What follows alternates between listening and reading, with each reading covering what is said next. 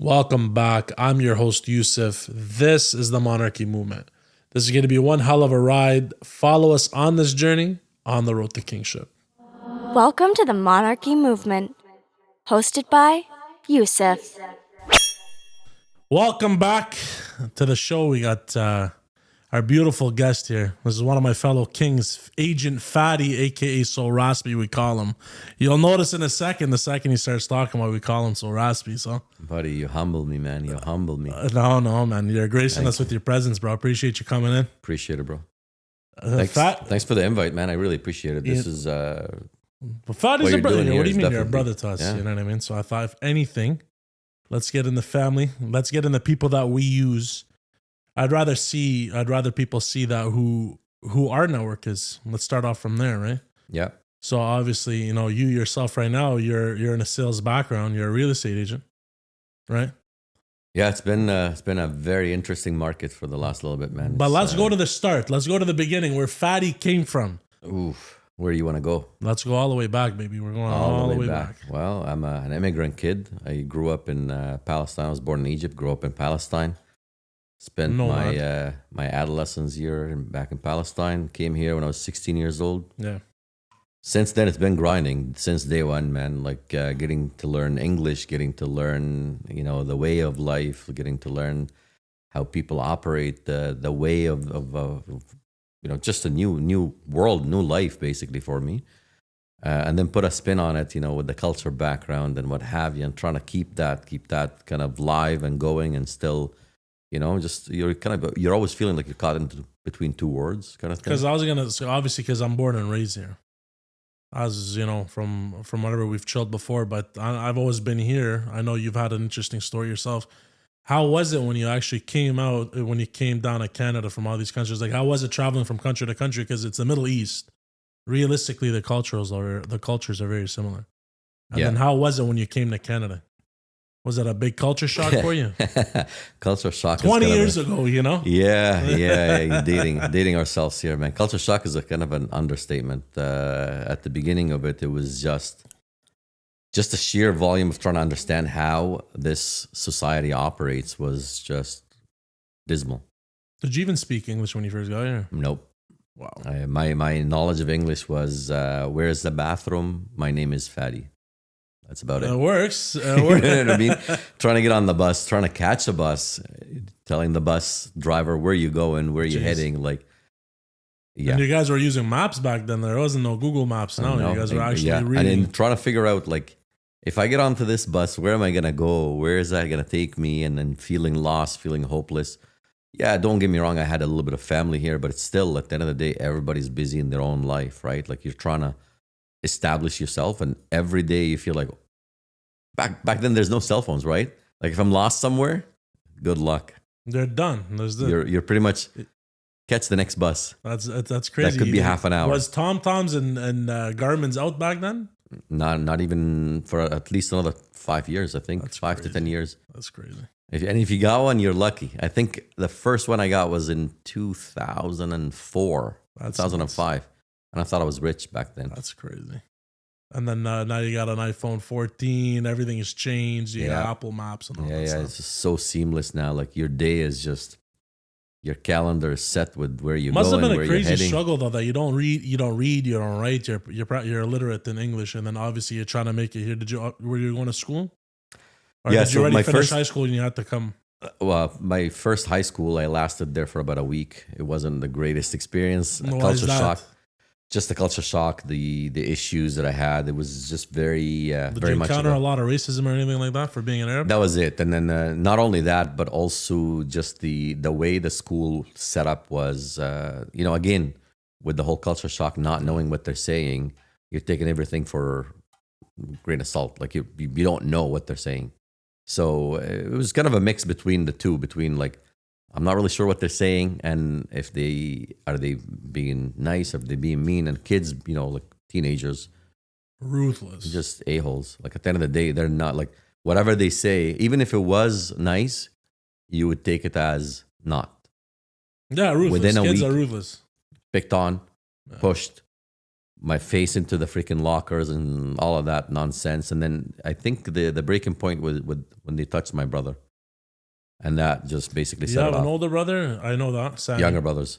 So I have 3 younger brothers, and yeah, it was just like you've always felt like you're the protector growing up. Good. Your So job. about a You guys week are the older later, brothers, you got to protect, man. yeah, we left the school. I went to a new school, and my first 6 months, let's just say, was a nightmare.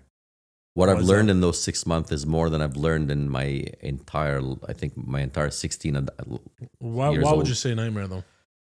Well, again, like it's just the culture shock, just the language issue, and the problem back then, it wasn't the same as it is today. The society is, I want to say with all honesty, it's a lot more tolerable now. It's a lot more, people are more open-minded. We have a bit of an understanding, we're different backgrounds. Obviously, Yeah. everybody comes from a different background. But I don't see that. I see human. I always see human, no matter Today what or language. back then? Today and back then, it didn't matter to me. It's always been like this person is another human. It doesn't matter what their color, what their background, what their ethnicity is, what religion they are. Couldn't care less. No. At the end of the day, it's a human. But I wasn't met with that at the beginning, unfortunately. Because so now obviously you're in real estate. What took you there? So from then, what was your father doing when he came here? My father was actually, he's an architect, and another culture shock as well when he came. Even though he came as a He can't work in professional, his field, right? came as a professional, and then imagine you're coming as a professional and the promises they make and this and that, and you're gonna find a job and all of that. Next thing you know, he had to open up a restaurant. It's always either a restaurant or a taxi, like Yeah. my dad. Had to open up a restaurant. Was working in overnight shift in IT, trying to like make ends meet and what have you. He ended up having to leave the country and go back home and work just to support It us. made more sense anyways. Which that made way. more sense back then, and he didn't want to necessarily shut down everything, leave the business that he had back home. With that being said, it kind of pushed us to just really be independent from day one. Good. It pushed us to go out and figure shit out on your own. Good. You know what I mean? And my father always had this mentality with, you want something, go get it. Never spoil in the end of the I day. You gotta just don't teach have the them. money. Exactly. I don't have the money to do it for Even you. if they did. And even if they did, he's always been, just go do it, figure it out. I'll help you with it, but you gotta do your part. I bought my first car when I was 17. I actually learned to drive before I learned English. So imagine that. It's like, at least I get myself from place to place. Typical Arab stories. It's Exactly. typical. So, and then also because my mom was learning how to drive at a very old age, like at 40 almost. Let's right? be honest. Driving here compared to back home is madness. This Yeah. is easy. So easy. No one gives a shit about stop signs, lights. And the same thing with my car. Like it wasn't like, here you go, here's money, cash in the pocket, go buy it. No. Go get a job, get a car. Good. That was a challenge, knocking on doors trying to find a job when you can't speak English. Nah, obviously that's. Luckily, I How'd that actually go ended up. anyways? Did you end up just working for your dad, or No, I actually ended up with someone from the same background as me, and we struck up a conversation. He said, "Listen, I'll bring you in, but you got to learn, man. You can't just come in and not speak a word. You got to be working the line at Subway."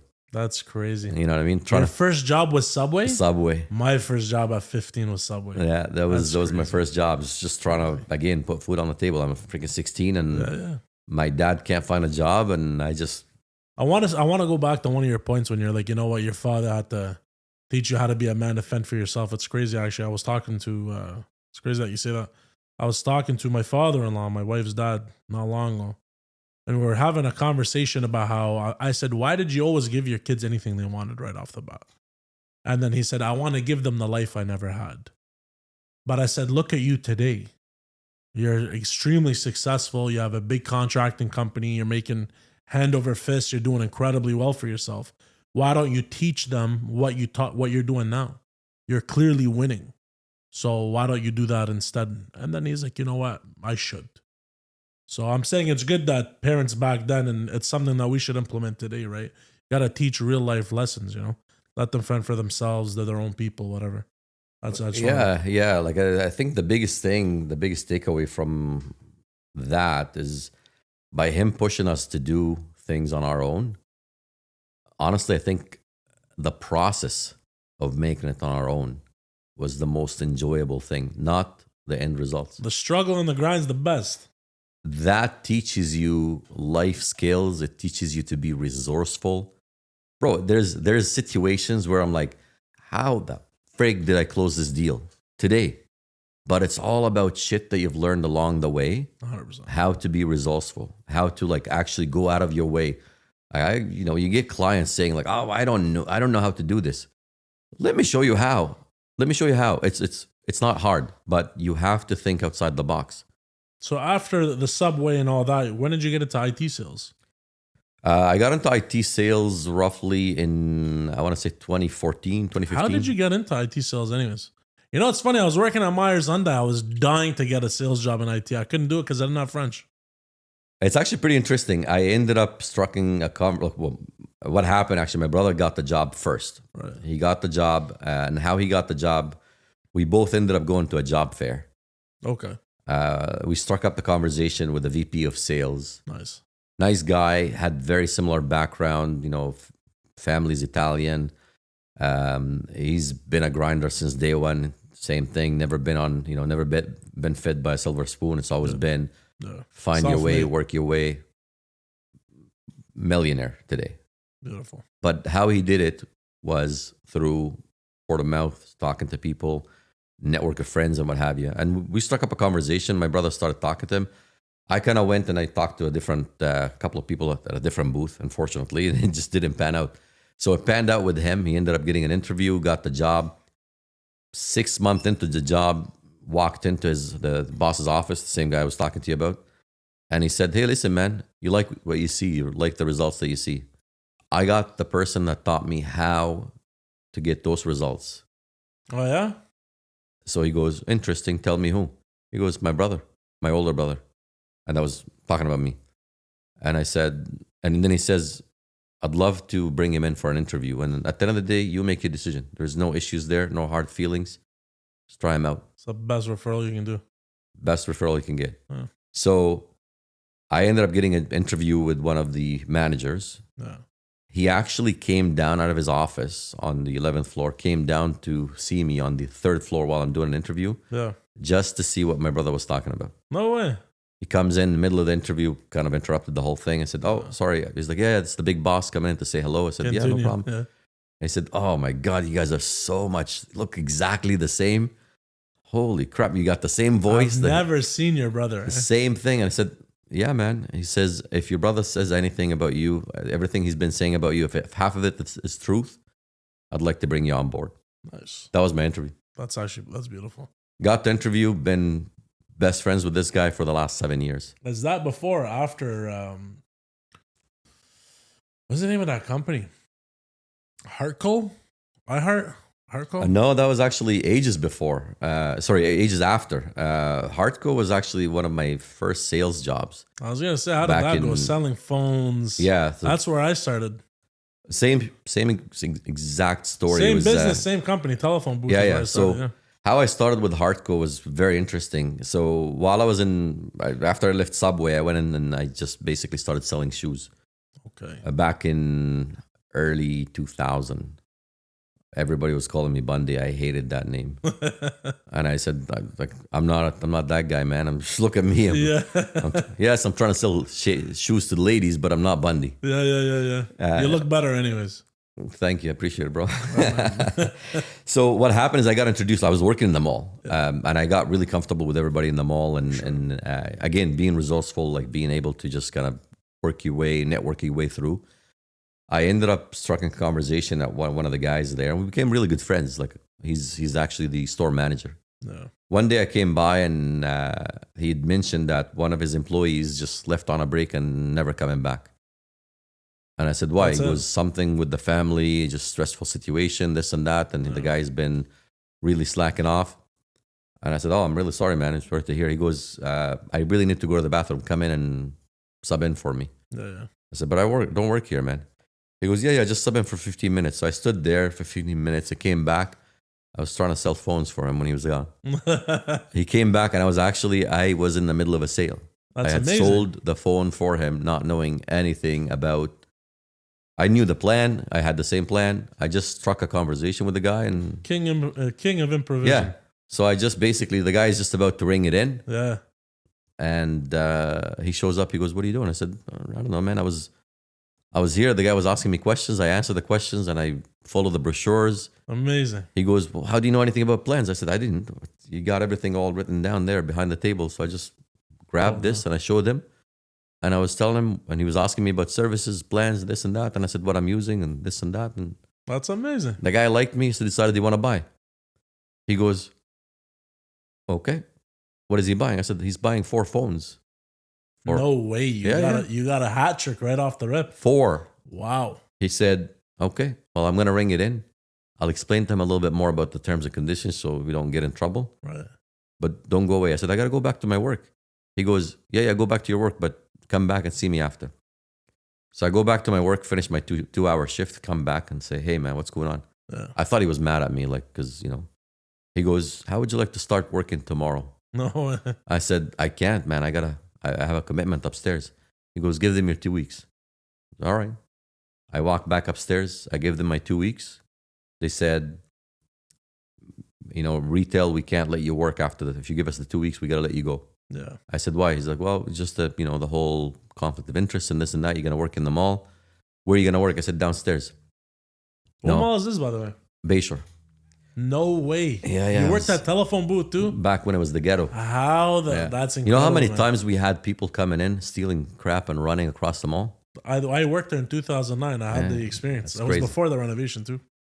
So I worked my way through there. That's where I learned majority of hustling and bustling when it came to sales. It's just, it was a tiny booth and you couldn't, like, you're basically having to grab people from the hallway to say, hey, come in, let's go. You want to buy a phone? Yeah. You then used to you do gotta- the same thing, eh? Yeah, you got That's to tell them incredible. everything about the phones, the plans, the whole 9 yards. And all they have to do is just like you. That's incredible, man. Once they like you, man, you just... It's funny. I turned that into an art. It was a skill called fishing. We were calling it. I did a show last week. One of my boys, Richie Rich, I called him. He was working at Telus. It was the same thing. That's how I met him. This Met him was in the actually back mall. in 2004 when I started working on the Yeah, phones. 5 Yeah. years before my time. Yeah, That's incredible, man. that's crazy, man. Subway, And then T-Booth. T-Booth, and then I did T-Booth Wireless Wave, is the same company. Next thing you know, it was just got into the mortgages around 2007. Did that for about a year and a half. The market crashed. Okay. And that's where you learn that you got to put food on the table. Back then, I was married. I had I was young. kid at that on the point. way. One kid in, one kid on the way. How old do you know? 42. So Back 10 then it years. So was- we're 10 years apart. So at that time, how old would you have been? Can you speak 27, English 20. today? Yeah. 27, roughly. Yeah, I would have been 17. 27, 25. I didn't have to have your worries. I was living at home. Yeah. Because everyone's talking about the looming recession.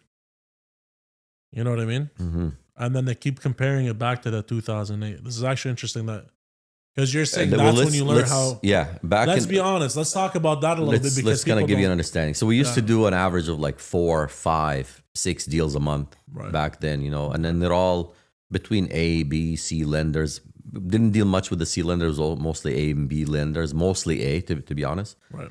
And then all of a sudden you start noticing, like the beginning of 08, it started to like slow down. The banks are getting a little bit more stringent. They're just not really sure what's going on. Right.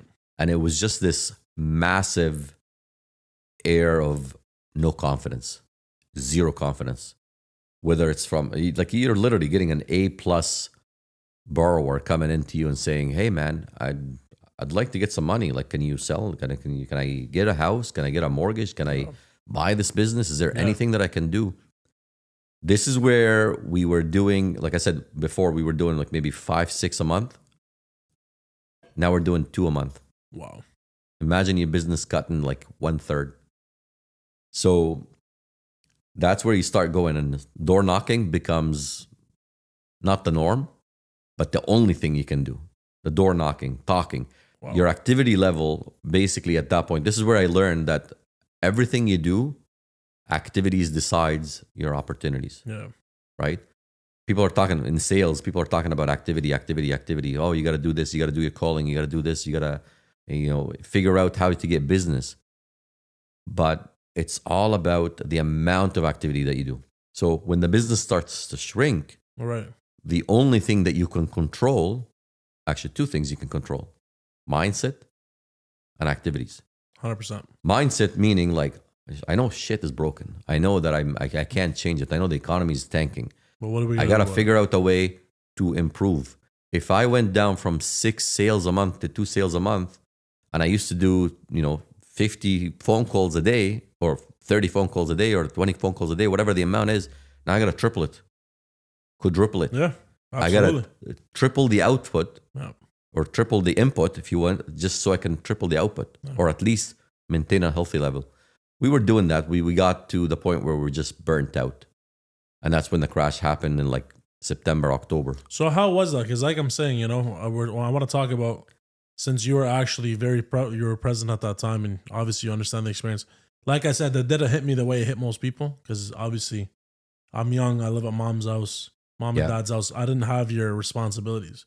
Everyone talking nowadays about the next looming recession that's coming, and they're saying it's going to be bad in the '08 crash. There's So always how money. bad was the '08 crash? Like, in terms of Canada wasn't as bad. Like, let's just be real here. At the end of the day, Canada wasn't as bad. We were kind of protected in a way because we do have a lot of fail safe. Fortunately, our government is not as loose. Fortunately for us, our government is not as loose as far as laws and when it comes to measures for banking, right. the the regulations that they have around banking and the things that you can do and you can't do. They're not the same as the States. The States was kind of like the Wild they West. had like 16-year-olds getting 5K overdraft protection. I'm like, that's nuts. Yeah. I can't even get a $300 credit and you got card. like a business owner. Like there's stories where I remember we went away for a conference back in 07, Right. late 07. I went to a conference in Vegas, and I was talking to some of the mortgage brokers that were doing the business that I was doing, Right.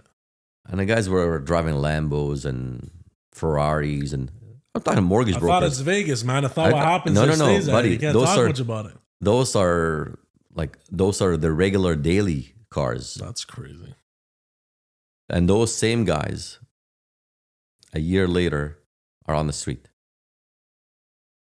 That's nuts.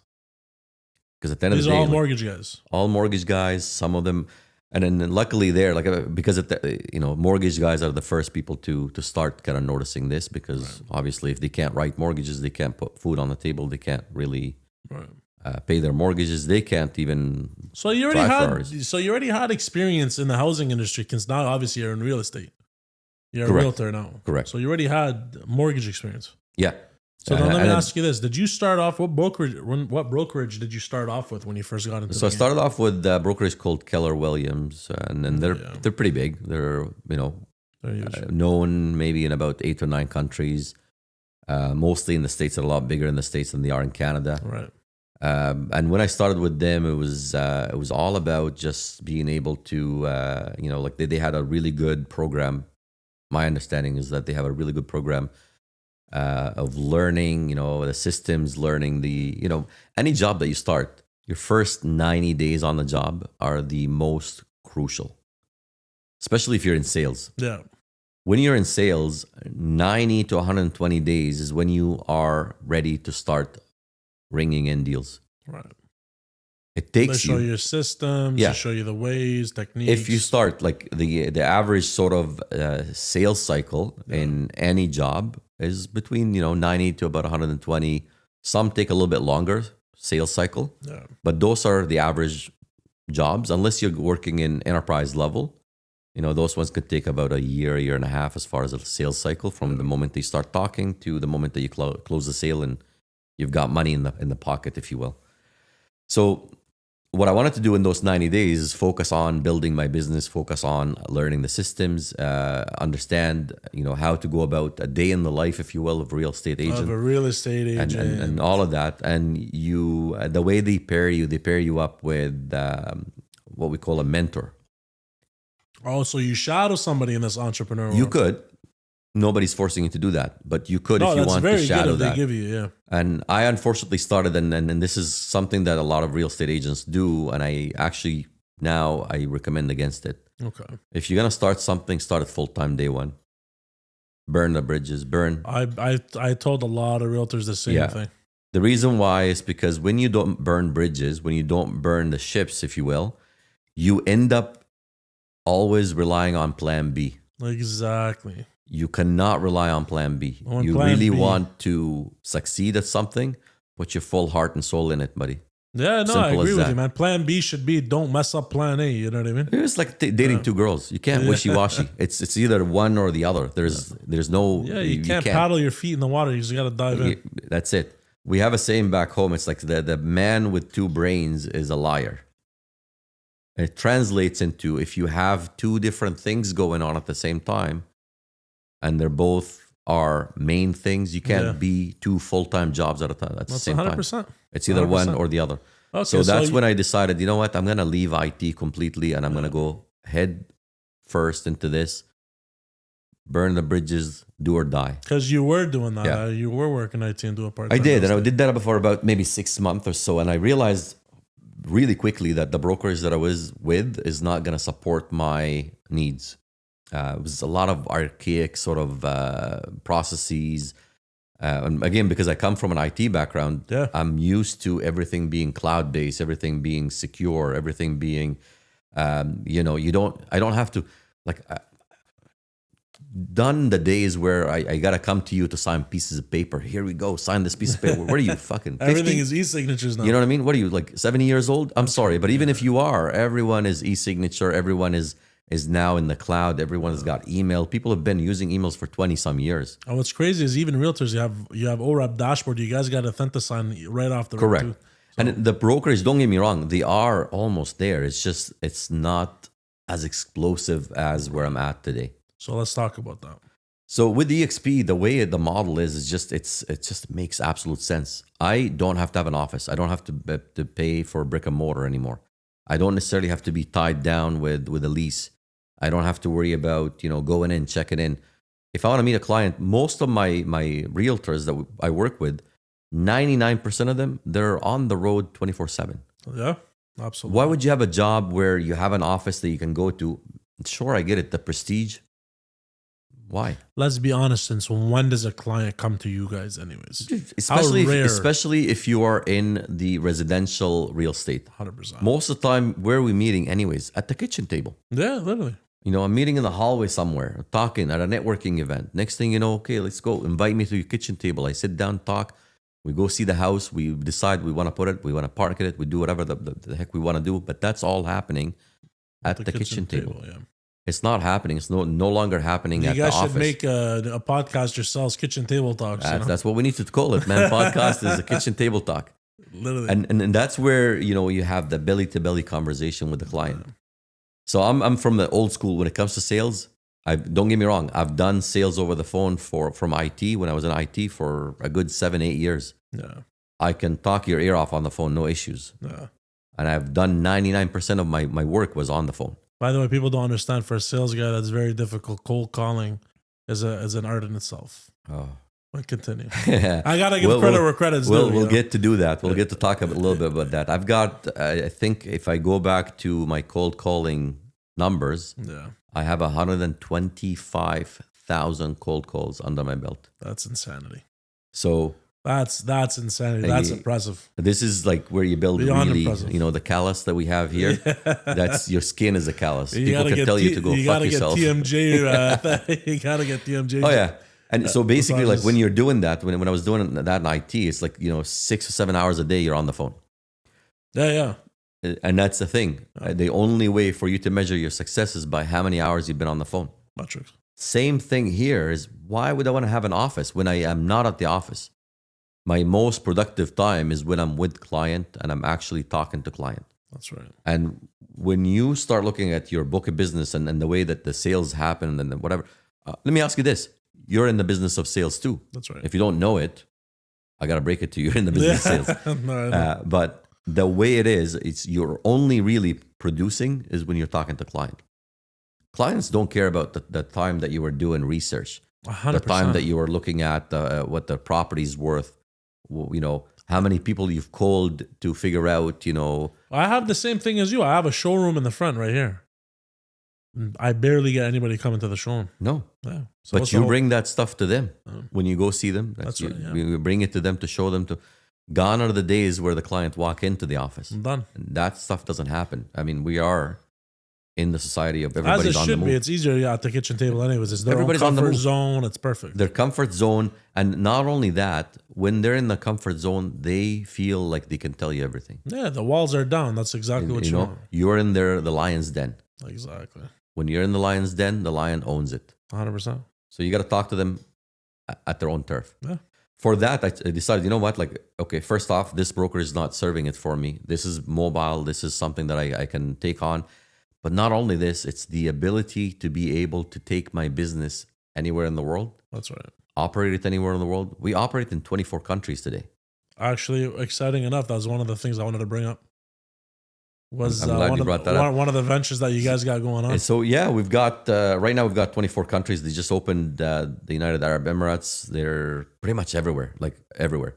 And the beauty about it is when you're looking at opening up market like this, you got to be kind of on the ground level.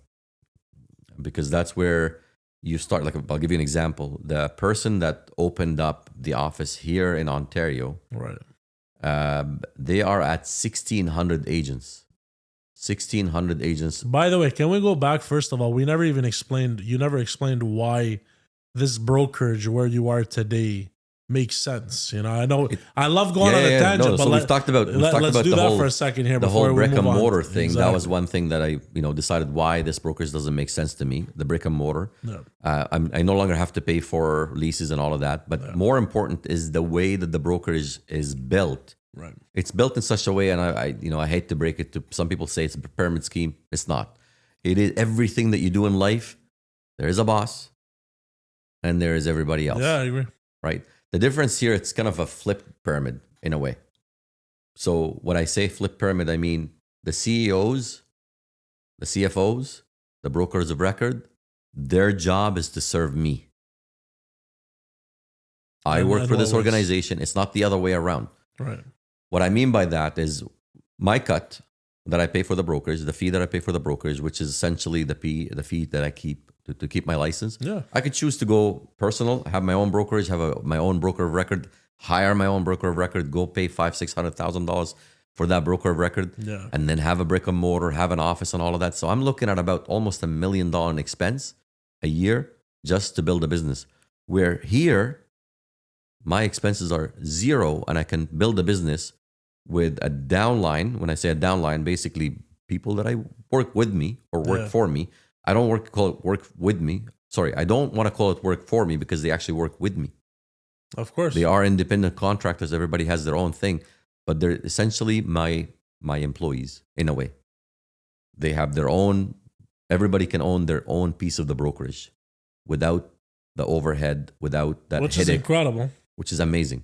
It gives you a chance at ownership at least. And the beauty about it is, when you're looking at brokers, like other brokers out there, you've got a percentage that you've got a cut that you have to pay for the brokerage. Yeah.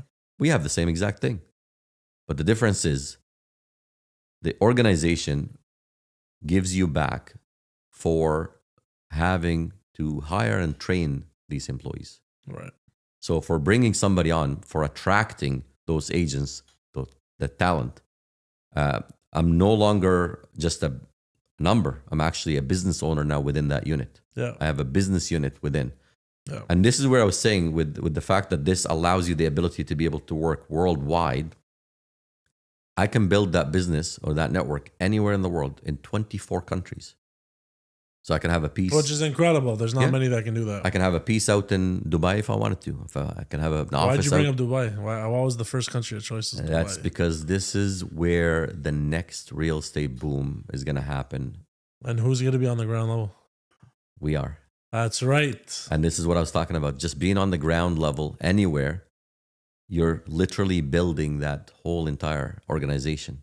So what's timeline right now for you guys? Because obviously you're part of I want to say, like, we already You're have part it. of. Right now, we already have it in Dubai. We've got a few agents kind of on the floor. Oh, nice. ground So floor. that's it. You guys have already settled Yeah, into yeah, the yeah. game. We've already opened it up. That's It's amazing. already on the ground floor. Congratulations, man. What I'm hoping is to have my own piece, not just the EXP piece, but my own piece within the brand, the Khudair real estate brand within Dubai, where I got business going in there. But you opened up the Dubai office.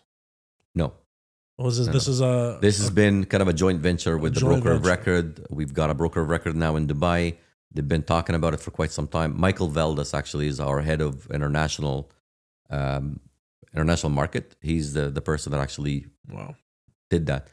But we've done a lot of back and forth talks and what have you, bringing in a few people here and there that can actually bring this to fruition. But you did all that. Done a lot of legwork. Let's just put Amazing, it man. down. Done Amazing. Not a lot of legwork. people can say that. That's- You're that's- opening up to a whole other market. Now Yeah. you're going to open up to Dubai. And now we're hoping to, kind of expand that in multiple markets as well too. So, be able to kind of build the same thing, whether it's in Ottawa or Toronto or outside, all around. Yeah. The idea is to, have enough downline that you can retire. This is I won't lie to you. My take on it, and I'm not even in real estate. I remember there was a time where Ahmed actually brought, because I think he was part of Remax Core at the time being. And then he showed me the EXP model. And remind you, I'm in construction. I have nothing to do with real estate. And I looked at him. I'm like, are you nuts? I didn't even know why you're still thinking about it. It's a no-brainer. Realistically, let's be honest. Are they calling Remax, Royal LePage, Keller Williams, or whoever? Or are they calling Fady Khudair and being like, hey, Fady, I'm looking... I'm looking to list a property. They don't care about the brokerage. They care about you guys. No. And even boutique shops that call themselves boutique shops, it doesn't matter. At the end of the day, people do business with people. Exactly. They don't do business with organization. They 100%. couldn't give a shit what your name looks like, if it's red or blue or white You're or telling black. me if I can bring in someone else, I get a piece of the pie while also they're not losing a penny. That's incredible. I wouldn't want to do that. 100%. It's more incentive. Not only they're not you. losing a penny, they're also saving on a lot of overhead costs. If I'm Office. Icon agent, I get stock shares. You get almost like an equity play. You know what I mean? that's the whole other. I'm just. I looked at it. I'm like, you know what's crazy? I can't believe this isn't even blowing up faster. I was shocked it took him not long to join. Obviously, he's part of EXP, but I couldn't believe. I'm like, it's such a genius model. Whoever came up with this models, and personally, if I was in real estate, I was even thinking of joining real estate, not even to sell houses, man. I was thinking of just recruiting because I used to do ACN, and that's all I was doing. I'm like, anybody that sees this model and thinks it's crazy or tells me I'm comfortable on my brokerage, remember, lions are never comfortable. No. The day that you're comfortable, that's the day you die. That's it, done, man. I had to put my little 2 cents on that because I remember I used to just think about it. I'm like, this is such a crazy conversation. How is this even a conversation to be had? The benefits that are there outweighs the cons. It's unbelievable. Yeah. There's And barely it any also cons. it allows you to just be able to. And I'm not even saying that to. I don't want to alienate any other realtors because obviously. No, for sure. I do a lot of look, business with realtors, but I have to say I just found it But was a here's genius what happens model. with every realtor on January 1st. You start from zero. That's crazy. This model allows you to say, I look at this and I've got, maybe 50, 100, a couple of hundred agents, whatever the amount of agents you have working with you. Yeah. Imagine just making a smidgen off of each one, that it comes up to about a couple of 100,000 a year. Some are making a couple of millions a year. We have folks that are in the 20,000 downline, 20,000 agents in their downline. That's incredible. Those folks are making close to a couple of million a month. As they should, by the way. As They should be rewarded for it because too. what they've done is they built this massive following of agents, give them the opportunity, give them the training required to do the job that they need to do. Yeah. Put food on the table. Yeah. And that's where the company rewards them for it by giving them back 50% of the commissions, like that 20% that they take away, they put it back to agents. Which is good. EXP paid the year more what they paid in revenue share That's what they call it, revenue share. No, rev share. They've actually paid more revenue shared than the next big organization paid in total revenue. That's insane. That's incredible. Without mentioning Why any would names. nobody want to be a part of that? Like I said, I'm not even trying to alienate other realtors from doing business with us here at Monarchy Build, but I'm like, you know what? As soon as I seen that model, absolutely It's- incredible. and If that's the obviously, if thing. anybody, you know what? Let me ask you this then. Obviously, because we have you here, and I think you're fantastic at what you do. Obviously, I'd highly recommend you for sure. My question to you is: if there's somebody that wants to start real estate in today's market, what do you recommend? Get yourself a freaking coach day one. Day one. Day one, get yourself a coach, a mentor, an accountability person, somebody that you are accountable to, Oh. and actually do the work. An accountability person is someone that's going to hold you accountable to doing that work. So you say, hey, I'm going to be doing 20 calls a day, and that's my goal. Your accountability person will be calling you once a week, once a month, whatever you set it up. Very And good. you've got to be able to prove to them that you've done the work. The beauty about this job, the beauty about it is if you do the work, no matter what, you get the results. 100%. No matter what. 100%. Like it's impossible for you to do the work, to do the numbers without seeing the results. It might not be fully 100% where you need it to be, but that's easy. Then you can go back and tweak the amount of work you put in. Exactly. It's like basically opening up the tap. Okay, so get a coach, Get a coach, get a mentor. get a mentor. What else? A coach and a mentor, because a coach and a mentor are a little bit different. Are you willing to coach people? I don't know if you still have time for that. Are you willing to still mentor? I'm coach willing people? to give people my time if they're willing to show me the results. Okay. And I'll tell you why. Because We'll leave the link of your Instagram page and stuff like that I appreciate it, man. in the description if people want to get a hold of you. You know, like obviously. The other thing too that I learned in this business, and regardless if like what is it that you do, actually it's not just business, any business. Yeah. It's all about the value that you bring forward 100%. without any expectations. Okay, so how can somebody bring value? Okay, I'll give you an example. Remember what I said earlier about enjoying the process? Yeah. So whatever, everything that I do is learning. Every day I'm learning. If I'm going to the gym, it's a process. I am learning. The enjoyment is in the process.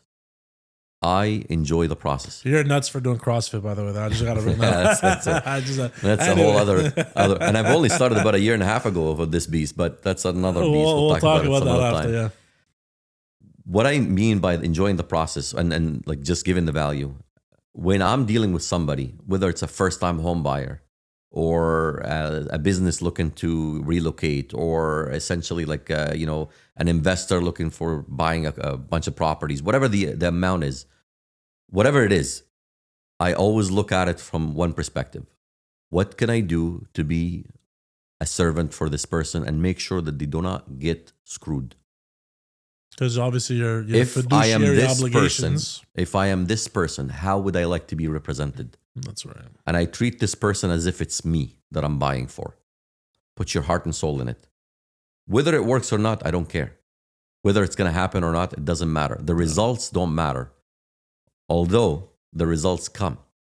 But because you put your heart and soul in it, people feel it. It's all about the energy. Remember what we said earlier?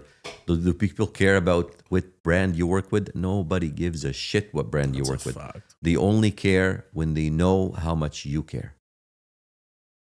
I was saying this before on another to someone else. I was saying people think that they can't see through the lies, but everybody cuts through the bullshit. 100%. You 100%. can only. It's like, remember we're talking about Arabic sayings. I love the one that says it doesn't matter how long the lie, the rope is always short. You know what I mean? So if you do anything genuine, with honesty, and you're honorable, It comes back to you. always. So I'll give you an example. When I first started my real estate, I've actually helped this. And again, nobody does rentals nowadays. Nobody wants to do rentals. I helped this lady with a Which is rental, nuts. right? So much paperwork, but she had no clue what the process looks like. And it doesn't pay much anyways. But just putting your heart and soul in it and just picturing yourself being that family, brand new in Canada, they have no idea how to get a loan or anything like that. And the only thing that they can afford is a rental. Yeah. And they can't even navigate English is also a struggle with them, right? Of course. And I said, you know what? Let me just do what someone didn't do to me 20 years ago. Let me help them out. Amazing. So you put your heart and soul in it. That one client had referred me close to 25 clients in the past 3 years. I was going to say, everybody thinks it's not worth their time, but these are your bread and butter. 100%. 100%. It's to the point where now my focus and my niche is one thing. I help immigrant folks get into homes. That's amazing. That's on my residential side. On my commercial side, it's a bit different. It's a bit across the globe. Yeah, because we were talking before this. You were saying something about you're delving into the commercial space. Yeah, that's been commercial's been hot lately in the last like 2 or 3 years, just because of the whole shift with the pandemic. And like for example, downtown used to be the hub, used to be the area. Actually, before we go there, let's do something like this. Like as an example, you do both residential and commercial. What would you recommend anybody today trying to buy or sell? I think that's the question. Everybody hears these gurus and TikTok videos. I'm sitting down with a live agent that's actually legit. What would you advise? Start somewhere, man. It doesn't matter what you do. Real estate, the beauty about it is it doesn't matter what you decide to get into. Once you start, you get your hands a little dirty, you'll start learning what works for you.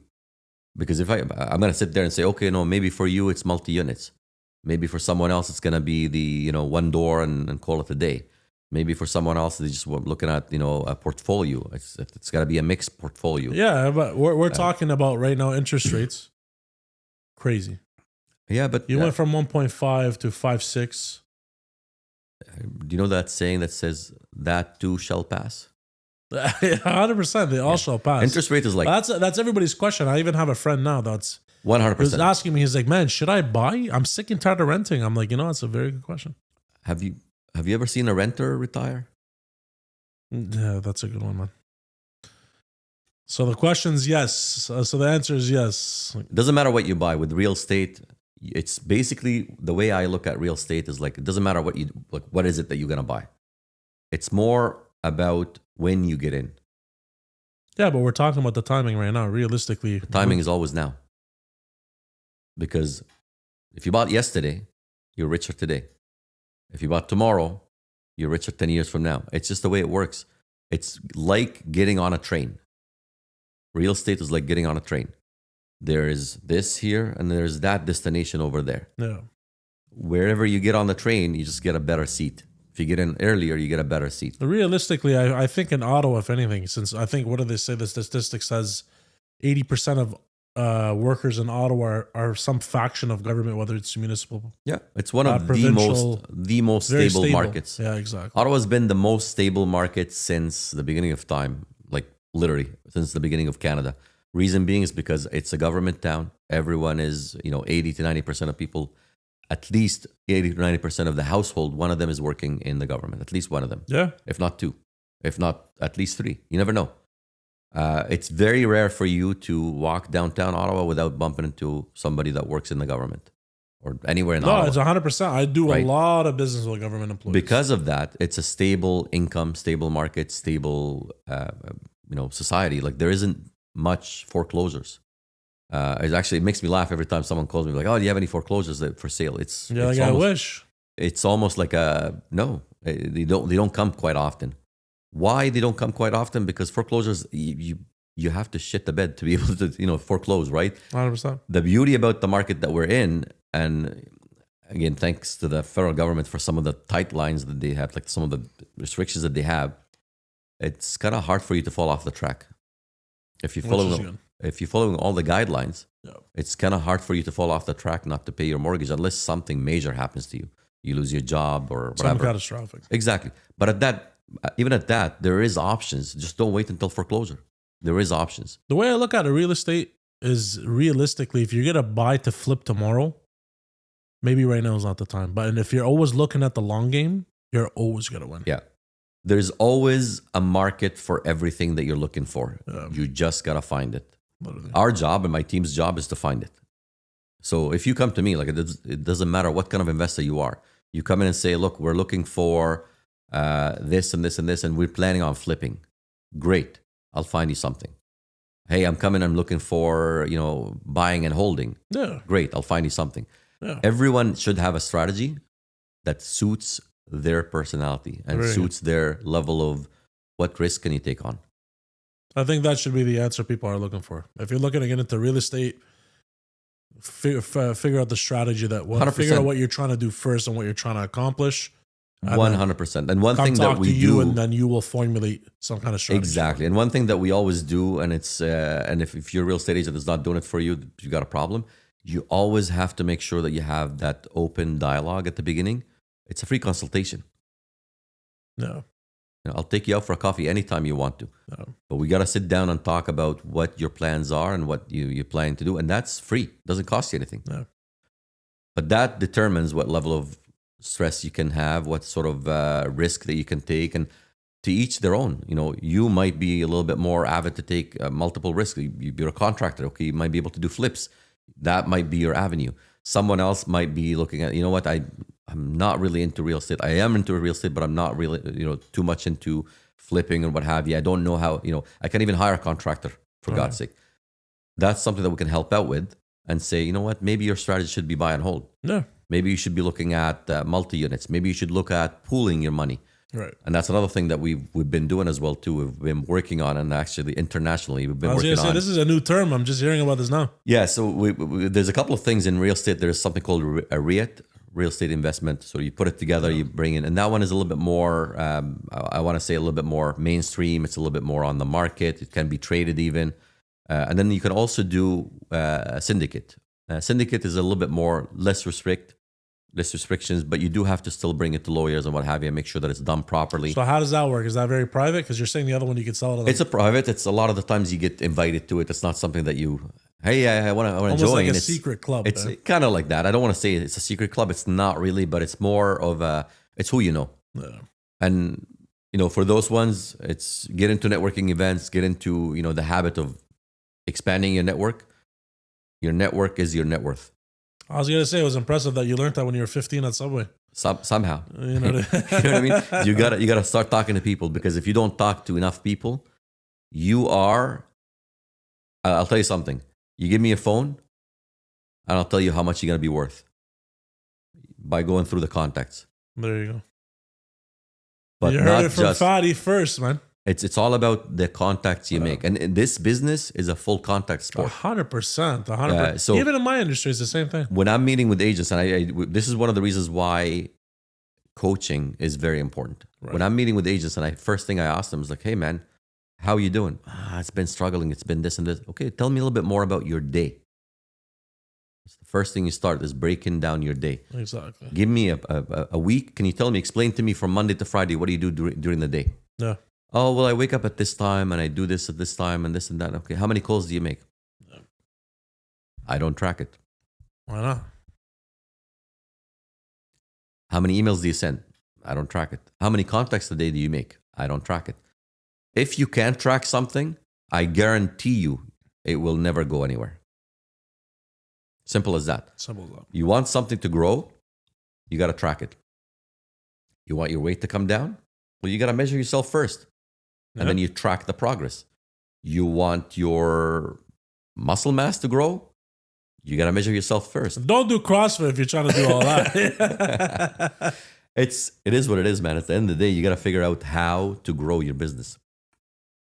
You know what? If you work at something long enough, I think, some people, there's two different types of people I find. I feel like there's the ones that keep running as if it's a hamster wheel and they keep running in the same loop. And they wonder why things are going wrong. And they're like, but I'm working hard. And then at the same time, there's the ones that actually adapt. And they're like, what is going wrong? And then by tracking what you're doing on a day-to-day basis, okay, you know what? Why don't I try this? Why don't I try this? I'm glad that you brought this up. I was actually at our networking event, and it was specifically for entrepreneurs. No. Well, good for you. You go to those, eh? Yeah. Well, you got to go to everything. That's the best. We're in the business of networking. Believe it or not, we're in the business of contacts, networking, people. I'm in the business of people. No. So one question that came up, and this was actually one of the other entrepreneurs said, you're successful. You do this. I see you always posting. You're always busy. You're always this. You're always closing deals. Tell me how, man. He's not in the same business, totally different business. I said, look, man, it doesn't matter what business you do. As an entrepreneur, the only two important things that you have to look at, one, you got to think of yourself as a salesperson. 100%. If you don't think of yourself as a salesperson, something's wrong. Nothing But survives that's the first thing. You think of yourself as a salesperson. But as a salesperson, the only two important things that you need to do religiously, lead generation and follow-up. The follow-up is so crucial. And the money is in the follow-up. Unbelievable. Because here's the thing. Yeah. How many times you got excited over, oh, I just got this massive opportunity. They want to do this. They want to do this. And they want to... And you never follow up with it. And where does it go? Someone else's pocket. That's what it goes. Exactly. Yeah, 100%. Because what happens is that people... And here's why money is in the follow-up. Ever heard of the rule of 7? Yes, I have. Well, go ahead and say it. Okay. So the rule of 7 is people... If you tell them something, if I tell you something, it doesn't register the first time. I got to tell it to you 7 times. That's right. And that 7 times could be many different ways. It could be, hey, did you hear about this new thing? An hour later, hey, man, text you. A couple of days later. But if I wait for a couple of weeks, you're going to forget it. 100%. And if someone meets you, even though they're super excited the second they meet you, so I'll give you an example on this. Right. I met this on that first thing I said when that person asked me, she's like, what do you do? I said, I specialize in helping immigrants get into homes. I love the way you put she that. said to me, she said, I am an immigrant and I'm trying, later on, she said, I'm an immigrant and I'm trying to get in a home. I said, okay, perfect. Let's exchange numbers. She's like, yeah, I'd love to give you a call. And that was it. I could have waited for the phone to ring. That phone would have never rang. Never. I've done that before, don't get me wrong, but I've learned the hard way. No. The second you give, if someone says, I'm going to call you, you got to call them. Who needs who? People, I feel like people have forgotten that, you need to earn their business as well. 100%. People have forgotten. They're so entitled. 100%. And on that, actually, you need to earn every step of the business. I'll get to that a little bit more when we go. And actually, that might be. I want to talk a lot about that because it's something I'm a firm believer it's in. Definitely every step of the way, you got to earn your business. 100%. Every step of the way. And the reason why I'm saying, like, let's table that because it's basically the sales process. You got to earn every step of the way until that funnel comes down to it and you close it. That's right. So what happened? I said, okay, you know what? I'll give you a call. I left it at that. 2 days later, I thought I was going to forget it. No. I got on the phone, called her. She didn't answer. Left her a voicemail.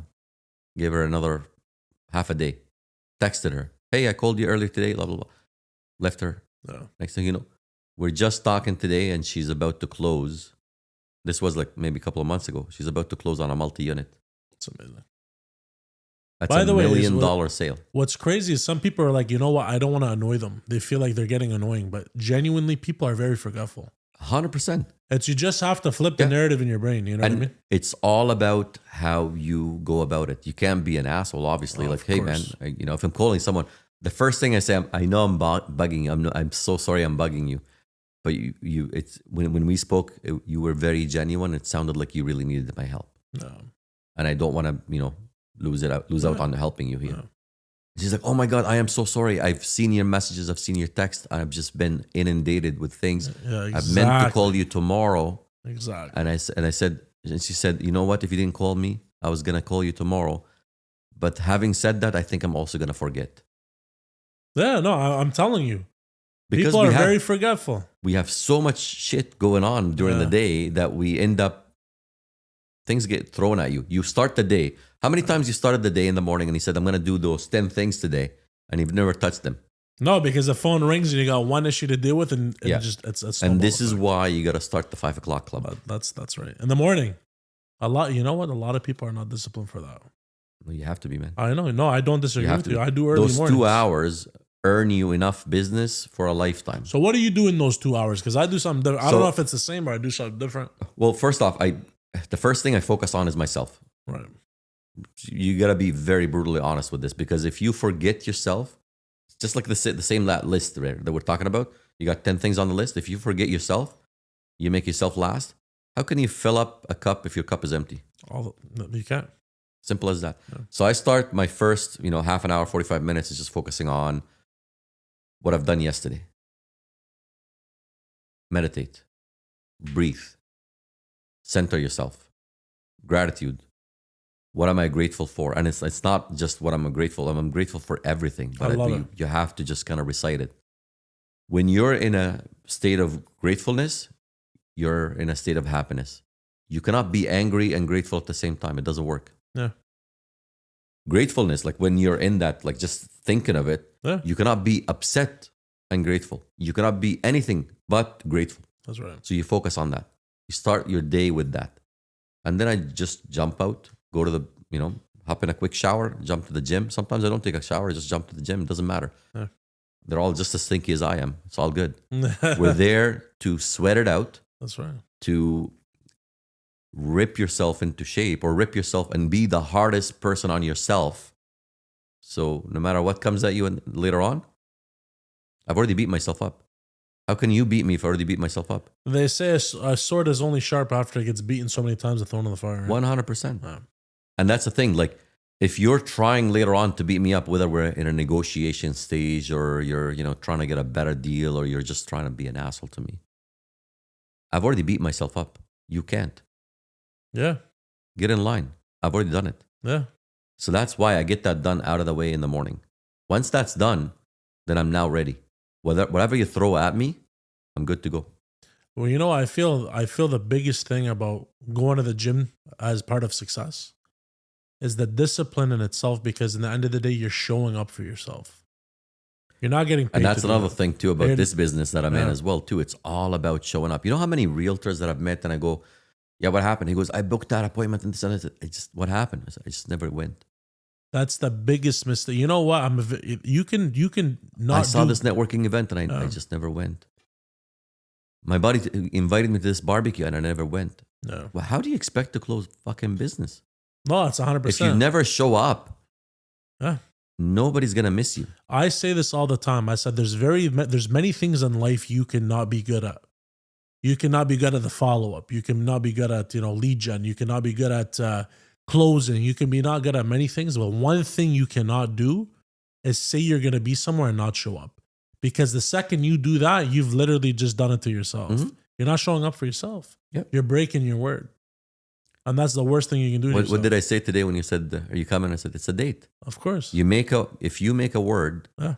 you stay truthful to your word. 100%. Your word is all that you can have in this world. What's your pet peeve as a realtor? Because obviously I got my own pet peeves and being in the industry I am. What's a pet peeve for you guys? Dishonesty. I can't stand that. Dishonesty. I love how you And went that's- right to the guts, eh? That's it. Because to me, you know what? Is if you're honest with me and you're an asshole, I don't give a shit. Because I know where you stand. If I know where you stand, I couldn't give a shit. Because at the end of the day, I know where you stand and I know where I stand with you.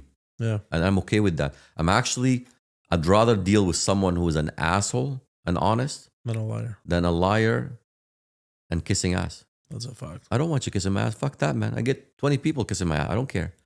I want someone that's going to be honest with me no matter what. Because honesty, you always know where you stand with it. No. And if someone says, hey, man, I'm going to be somewhere, great. Hey, man, this deal is bullshit, great. That you can't replace. No, I agree with you. The one thing I can't stand is that too. At the end of the day, why are we tiptoeing around the subject? You have to be able to have that hard conversation in life anyways. If your house is not worth $850, right? Your comparables are showing you 760 or 770. You have to have the hard conversation. 100%. And I feel like, actually watching a lot of you realtors, I feel I've watched the actual dialogue. This is one thing I want to say to homeowners. I feel like a lot of you guys are still living in the fantasy world of the pandemic boom. Everybody and their mothers made money buying and selling houses in the pandemic. I feel now, because we're in a little bit of a shortfall, we're in a little bit of a decline. Everybody still thinks their house. I got an offer for 1.2 million. Habibi, listen to me very carefully.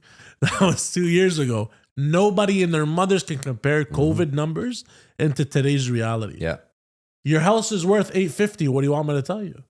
And a lot of these people, what's funny? I feel like you have to sometimes be the scapegoat. Because even me, sometimes I'll I get a don't. call. I don't look at it that way though. I don't look at it as a scapegoat. The way I look at it is, you know what? I'm sorry, but I've got to be the person to break it up to you. You know what? I've had 1,001 encounters where I will go and I'll give a quote. Do you know what I just said earlier about like, hey, like I'd rather the asshole. 100%. I'd rather be that asshole and say, hey, man, I am so sorry, but there's only so much I can do. This is what your house is worth. This is what your building is worth. This is what your business is worth. Yeah, but what do they do after that? They say, oh, you know what? They talk to another realtor. I love this part. It is my favorite part. That's actually my favorite part. I because love they go, this part. They go oh, and they yeah, list we'll it. get you 961 million. Okay, sure enough. It's on the market for 90, 120 days. Not a call.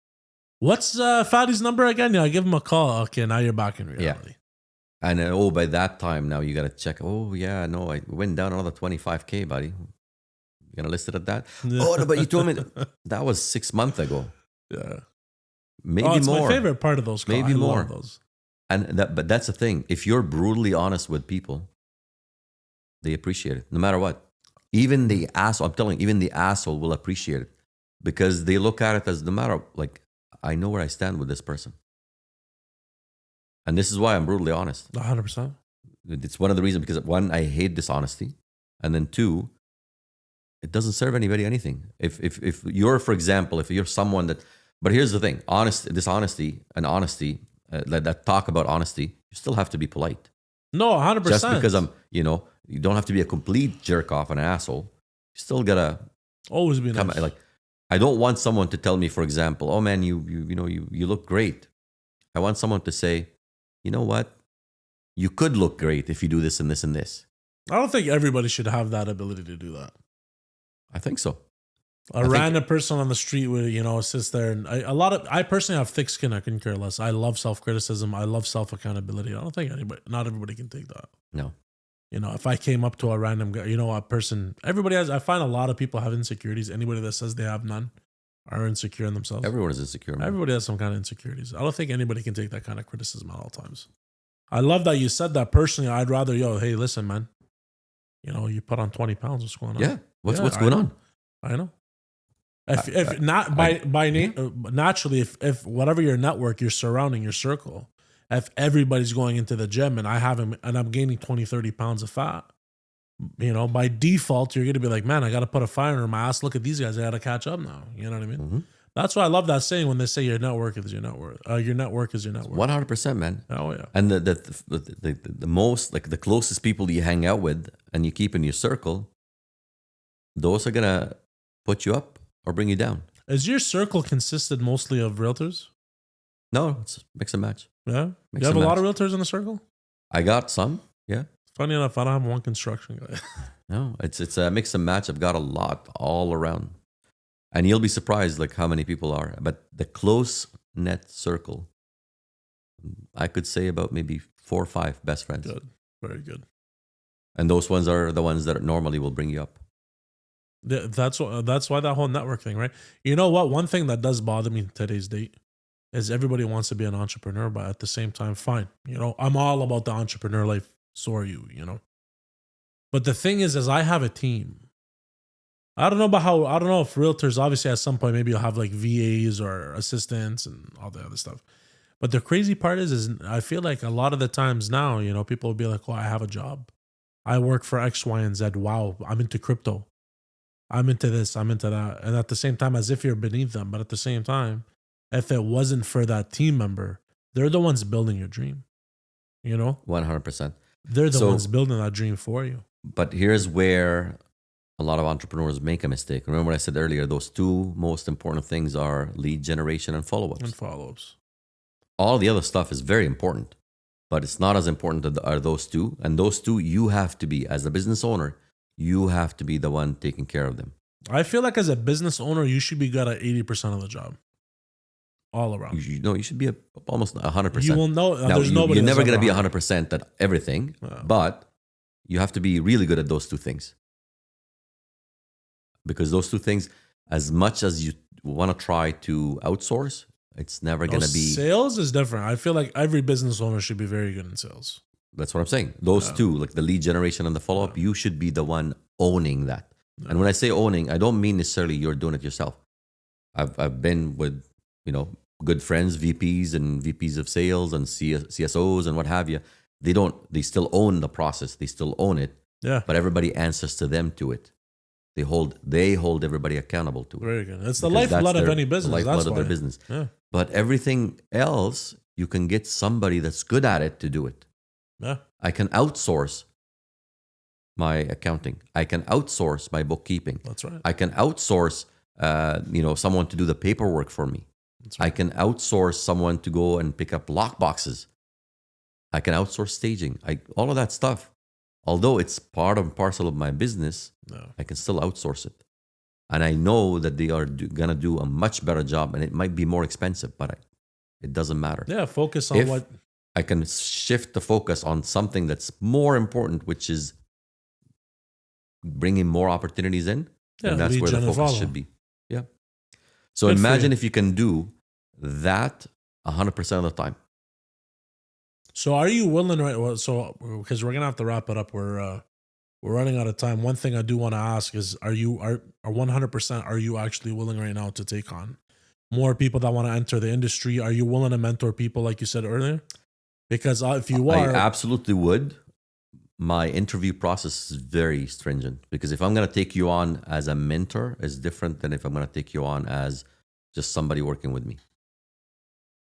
so where would they get a hold of you? Where can they find you? What's your Instagram or anything like that? Your phone number? Yeah, agent_Fady K. And my phone number is all You're on there. trademarking that at this point, eh? 100%. Agent 007. I always saw Mr. Real Estate or No. Agent sold by. I think the sold by something is the most popular. Sold one. by is yeah. Well, I mean, it works Go for some by people. Agent, It works. Agent Fady for sure. Agent_Fady K. Very good. That's it. Awesome. And that way, I don't have to worry about it. It's worldwide. It can Yeah. be. So for anybody listening, whoever wants to get in touch with Agent Fady, that's his Instagram. Agent_Fady K. Yeah. Yeah, but obviously, clearly, you're going to be And stringent. Fady with a Y, not with a You know I. what? Like I said, I think you're an incredible guy. Obviously, I've known you for a little while now. I definitely give you the Frank stamp. That's what we're gonna start The calling Frank it. stamp, buddy. Oh, I got the Frank stamp. Let's go. I definitely think 100%. You're amazing at what you do. I think anybody, if they really want a mentor, hey, you're the man to go to. I have a question though. You're gonna join me one day on one of those CrossFit classes? Or You what? know what? I think in a million years you still won't catch me there. Fady, man, it's a pleasure like always, my brother. Appreciate it, brother. Thank you so much Appreciate for it, man. coming on. Thank you. Till next time. Perfect. Habibi Fady. That was good, man.